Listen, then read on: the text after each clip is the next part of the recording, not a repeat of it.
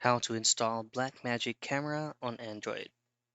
In this short video, I'm going to show you how you can install Blackmagic camera on your Android device. And for some devices, if you go ahead into your Google Play Store and by just simply looking for the Blackmagic camera, it is actually available. Now, for some phones, if it is not available on your end, what you can do is to open up your preferred web browser and then simply type in Blackmagic camera APK mirror.